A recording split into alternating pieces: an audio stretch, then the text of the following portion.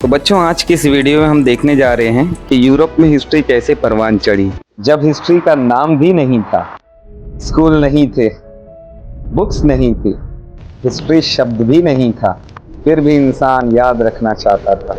केव wall पर painting बनाता था, कहानियां गाता था, पत्थर पर लिखता था और आज भी दुनिया के मशहूर लॉरे म्यूजियम में पुरानी सभ्यता का एक बड़ा स्टोन इंस्क्रिप्शन रखा है जो उन्होंने ही बनाया था।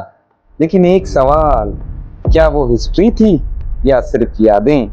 यहीं से शुरू होती है हमारी कहानी। तो चलो अब मिलते हैं उस आदमी से जिसने हिस्ट्री को ही बदल दिया।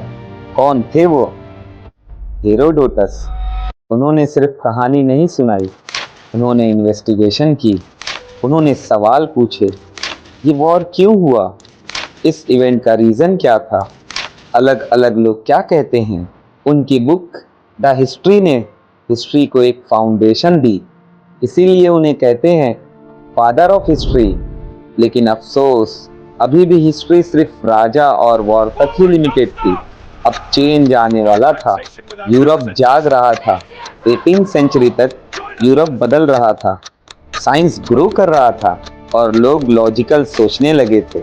जर्मनी की यूनिवर्सिटी ऑफ गॉटिंगन ने अब हिस्ट्री को एक अलग सब्जेक्ट के तौर पर ही पढ़ाना चालू कर दिया था। लोगों ने पूछा, क्या हिस्ट्री को साइंस की तरह पढ़ सकते हैं? क्या हिस्टोरिकल फैक्ट को प्रूव भी किया जा सकता है? अब हिस्ट्री कहानी से इन्वेस्टिगेशन बन गई। वो थिंकर जिन्होंने हिस्ट्री को बदल दिया।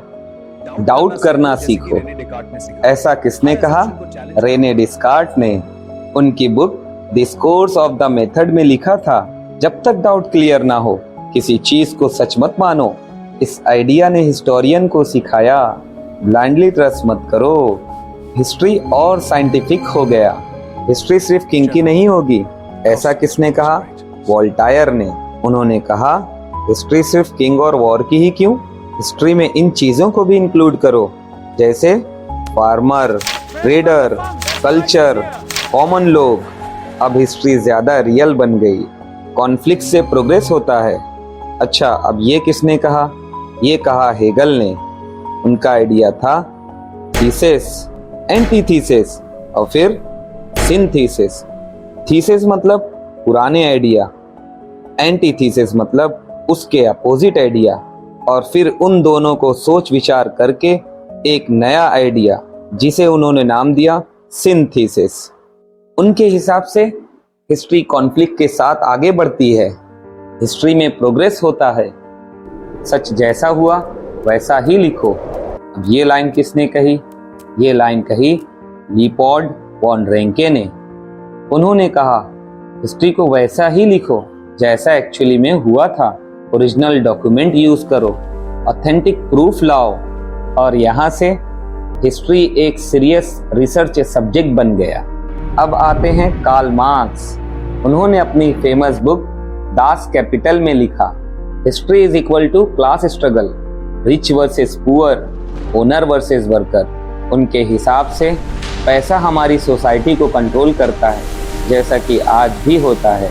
अनेल्स स्कूल। 20वीं सदी में अनेल्स स्कूल ने हिस्ट्री में एक और बदलाव किया।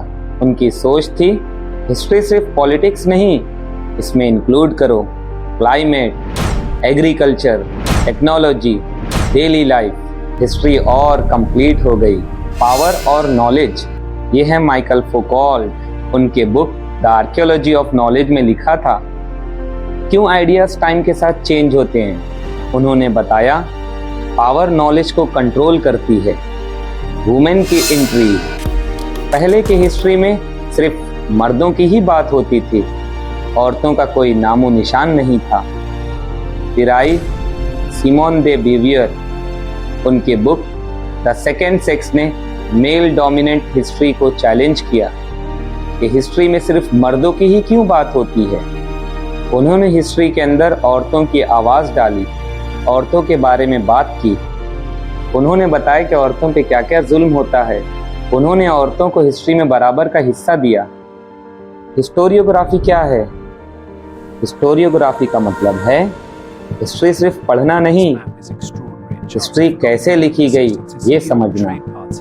इसमें होता है क्वेश्चन पूछना, एविडेंस चेक करना, ऑथेंटिसिटी वेरीफाई करना, लॉजिकल एक्सप्लेनेशन देना। हिस्ट्री को तो हम लैब में टेस्ट नहीं कर सकते, लेकिन एविडेंस से समझी जा सकती है।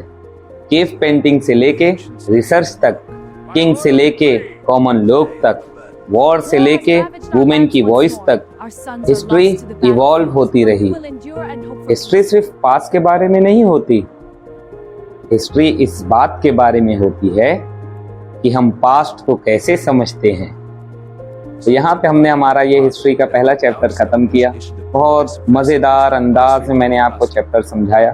अगर इसमें फिर भी आपको कोई ऐसा लगता है कोई चीज़ मैं और बेहतर कर सकूं, तो मुझे कमेंट में ज़रूर बताइएगा।